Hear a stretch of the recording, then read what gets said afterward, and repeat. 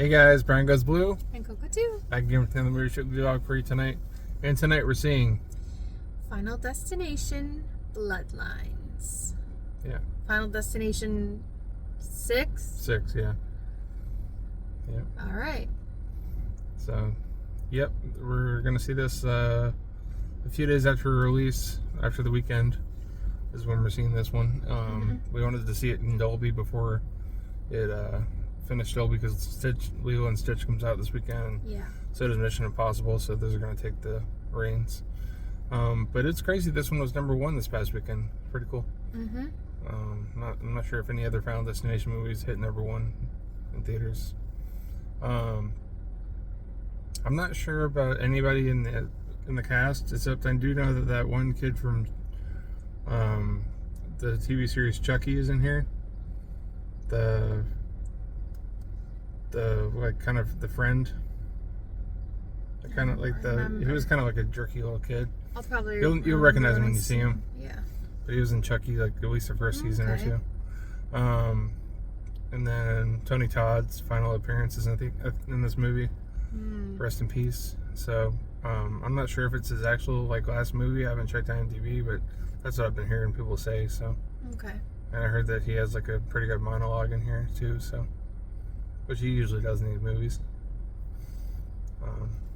Yeah. I'm scared. You're scared? I'm nervous. I don't know. I've seen Final Destination. I couldn't tell you which ones I've seen. There's like iconic scenes that I know about, and I don't know if that's because I've seen the movie or not. Definitely have at least seen the first one. I know that for a fact. Yeah. Maybe the first two. But I don't know. I'm nervous going into this one. I'm not gonna lie. Just with body stuff, I get kind of weird. But I said the same thing going into the Substance, and to compare this and that is probably asinine. But here we are. I think people just go and checking these movies out for like fun ways to die. I'll probably be laughing my ass off, honestly. It kind of reminds me of that show that they had with 1,000 Ways to Die. That was always funny to watch. So I think it'll be a good time. But and even crazier in Dolby. Yeah, nice and gory. Yeah, I forgot my candy, so we got to go into Five Below and grab some candy. Yeah, so we'll be back. Past the trees, the AMC's, we go. So, yeah, my favorite Final Destination is probably the first one still. But the second one will be right behind there. And then 3, and then 5, then 4. 4 is the weakest one. I don't think anybody really cares for 4, the racing one. Oh, okay. Yeah. What's the roller coaster one? Part 3. Oh, then I think I have. It's the one with Ryan Merriman. Is that the guy's name from Luck of the Irish? He's in it? I have no idea. You know, Luck of the Irish, the Disney movie? Yeah. Yeah. Oh, yeah. It's got that kid in there. And I've seen him in it. But yeah. I like my Devon Sawa. And there's the IMAX poster. We just got out of seeing Final Destination Bloodlines. I'll give you our thoughts in the car. Just walked upon this on our walk back to the car. Loose screw, nut, and washers. Jesus. The beginning of a tragedy. Yeah. And we're back in the car. We survived! Survived. I know I say that for like every movie now, but this one really means something. So, did you love it? I didn't love it. I didn't hate it. Yeah. It was good. That was good. It was good. I thought there was just going to be like senseless deaths and stuff. Which there was, but there was like a storyline. Obviously, it's a movie. Yeah, I don't know. The most senseless deaths are in the beginning, premonition type thing. Yeah. Yeah. So, I think it's been a while since I've seen one. Yeah. So I didn't like remember that there was like a whole storyline for each one. Yeah. Usually it starts with the premonition, and then it goes. After that, they'll see who was supposed to die in what order. And then they'll go from there. And then try to try to prevent it. Yeah. And if somebody cheats death, they usually get skipped over and it goes to the next person. It's just all Gotcha. like cheating, death, like roulette type thing, like crazy thing. Yeah. But yeah, this one was a lot of fun. I really enjoyed like the opening scene. It was pretty cool. But it take place in the 50s or 60s. Yeah. I thought it was the 50s, but then they said 60s, so yeah, that made sense. That was cool. It was different than the rest of them as far as like openings go. The characters were good. You don't get the best 100% like best actors in these movies.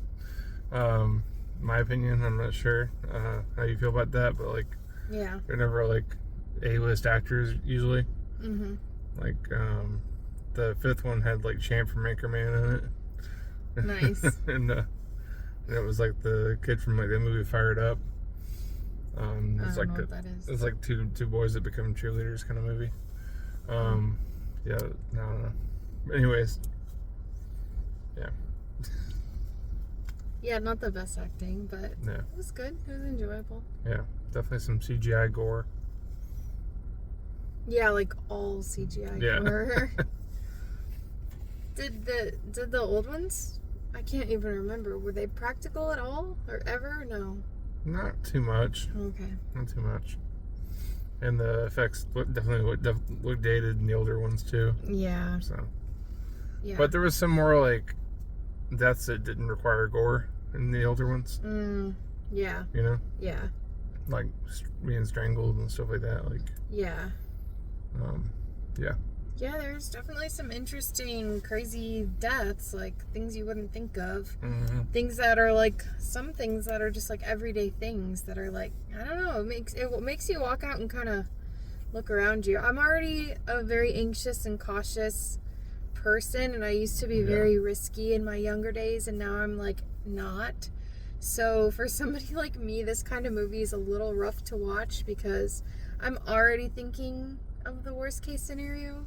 So to see things play out like that, I don't know, it's like I was like on the edge of my seat the whole time, but like in a very anxious, like tense way. Yeah, it gives me that feeling too. It's like really like, it's a different feeling than most horror movies, you know? Especially if it's like something that's already triggering. Yeah. Like heights, or I don't want to give a bunch of spoilers, but I'll just say heights as one thing. That's a common thing for a lot of people. Yeah. But overall, I think it was good. I'm proud of myself for getting through it. Because I was definitely nervous. There was definitely one scene in particular that's very triggering. Yeah. But, yeah, that's the one I was gonna say, but I'm not gonna say it. Yeah. But yeah, I'm happy that I got through it. Definitely not my cup of tea. Like, not the first thing I'm gonna be like, let's watch Final Destination, you know, like at home. It's just not, I don't know. The first one I've seen it so many times that it's like kind of like a classic to me now. Yeah, for sure. The second one is the one everybody like thinks about because they always think of the log scene and the highway and stuff. I also think of like the gym one with the weights. Yeah, I think of that one a lot too. I think that was in 3. So then maybe I've seen more than I realized. Probably have seen the first 3.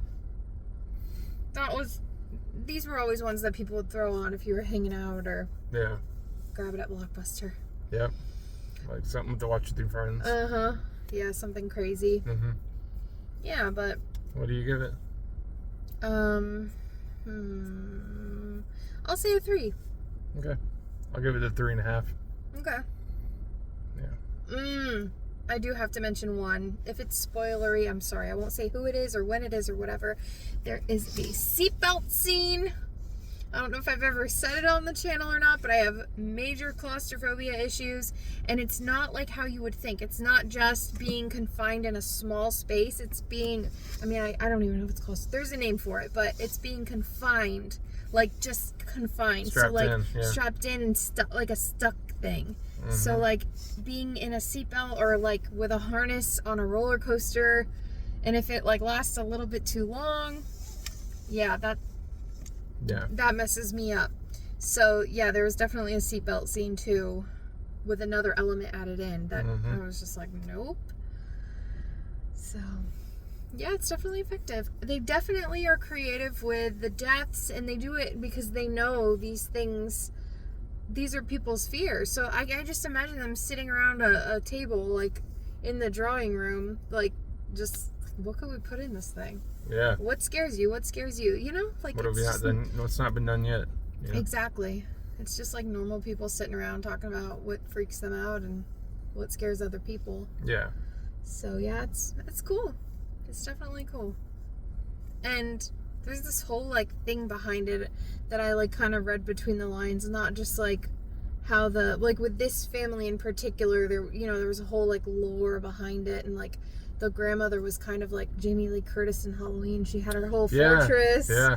And like she was like very like, everyone called her nuts because she had premonitions and all this stuff, and she never left the house. There's like people that actually have this phobia that won't leave the house. Yeah, like they don't leave the house. Yeah, I mean, agoraphobia, like fear of being like in public and things like that. But I think it goes deeper. There's like this like fear of death or fear of like bad things happening, and it paralyzes and keeps people like in their house. It's a very sad and very real thing.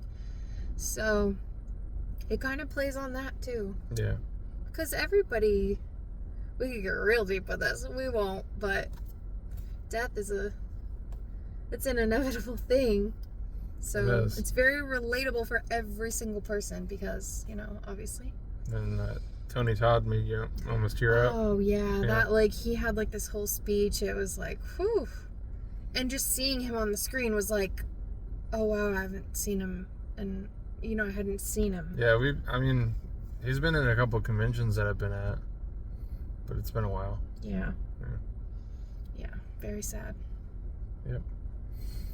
But I think so. For this one, I don't know where to rank it on my Final Destination now. I think I like it more than 5. Maybe it's about tied with 5. Really? Yeah. So this will be tied for 4th place with number 5, and then number 4 is like the last place for me, for most people. When did the last one come out? 2012. It's been a while. Oh wow. Okay. Yeah, I'm really curious if I ever saw that. I don't know. That's the one where the bridge collapses. And they're like on stuck on a bridge and it starts falling apart. I don't know. It's pretty good. And then the end of it kind of ties in with the first movie a little bit, which is cool. Okay. I'm glad we got to see it. Seeing it in Dolby was really cool. Like, yeah, there's a couple of real loud moments in there. And like feeling it in the seat. Yeah. It was neat. You jumped once. I did jump. But yeah, glad we got to see this. Bear with us. We're catching up on our vlogs. They're kind of slowing down the movies as far as the movies are. Well, not really. Not really. We still have Clown in a Cornfield. We got Lilo and Stitch coming up this weekend. Fight or Flight's still out. Fight or Flight is still out. If we ever get to see that or not. Yep. Lilo and Stitch. Mission Impossible's coming out, but we're not probably going to see that because I haven't seen the last like 3 Mission Impossible movies. What else comes out? Oh, that funny one. Friendship. Oh yeah. I want to see that. What's that other one out? Jenna Ortega and The Weeknd. That one. Hurry up. Hurry up. Better hurry up. Or something. Hurry up tomorrow or something. Better hurry up. Better hurry up and see the movie. Yeah, I don't know if we'll see that. Yeah, I don't know. There's just a lot. Yeah, I guess there is still a lot. I'm like, it'll slow down. No. Yeah. And then what's then the weekend after that is what Ballerina. So that comes out too. Oh yeah. That's supposed to take place between John Wick 3 and 4. Okay. So, yeah. Yeah, lots of good stuff coming your way, and some room videos too, because we are up to things. Yeah. So we have to get some room videos. Well, we got a lot of toys to show you. Yeah, a big toy haul coming your way. Be on the lookout for that. We're like inching our way towards that. Hopefully we can get that done very, very soon. And other than that, we're just living life. It's getting very hot in Florida. It is. Even like it's nighttime. It's 86. We're in the ice cold theater and came out to like not being able to breathe. Yeah, you just felt it hit you. A little heat wave as soon as you got out. One thing I wanted to show, we did get a gift for a friend. I'm not going to share that because it's a surprise. But they had this whole section up front, obviously with the merch, and I got this really cool thing. Oh, it's like completely upside down now. It's a horror coin, and it's The Exorcist. So I'm gonna take it out, but it's limited to 9,995 worldwide, embossed. Oh, worldwide, embossed on both sides, individually numbered, and then there's a reverse design. So, can I? How do you open it? Oh, good question. Okay, there were 2, so I got to take my pick. Let's see here. Let's see what number we got. It'll be on the coin. Oh, cool! It's in like a little. It's in a protective case. Oh, very cool. Okay, check it out. It's Reagan. Can you see it? She's floating above the bed. And then the back. The Exorcist. There you go. It is... Wait, I should have looked at the other one. What? No way. What? No way. What? It says 0666 is the number. Whoa. No way. This is not the video. This is not the time. I'm not messing with this. Listen, there was a whole thing in the... I'm about to go return this. I'm not even shitting you right now. The whole movie was about these pennies bouncing around. The penny was like this whole thing, like while this bad shit was happening in Final Destination. Maybe that's just a thing. There's another thing there that says, it's like the C, is that copyright? The C, yeah. Or like the trademark WBES22. Maybe that's the number. There's no way to know what the other one is. No way. Oh my god, no way. No way this is number 666. That's bad. That's bad. If you listen. If there's not another vlog that comes out, okay? It's been fun. It's been real. It's been fun. It's been real fun. It's been nice knowing you guys. Do you think that's the number? Maybe they're all that number because they're like, oh, let's be spooky about it and make everybody think they got this spooky number. You know what I'm going to do? When we come back to the movies, I'm going to go in and I'm going to open up the other one because it opened up really easy. Yeah. Just for my sanity to like see what that other coin is. Let me see that. Numbered. Oh no, that's the number. That's the number? Yeah, because it says the trademark WBEIS22. Oh fuck. So it's number. That's cool. It's number 666. You can't make this shit up. So it was nice knowing you guys. Just live your life and take chances and take risks, and you only live once, I guess. So cheers. Brian Goes Blue. And Coco too. Signing off, guys.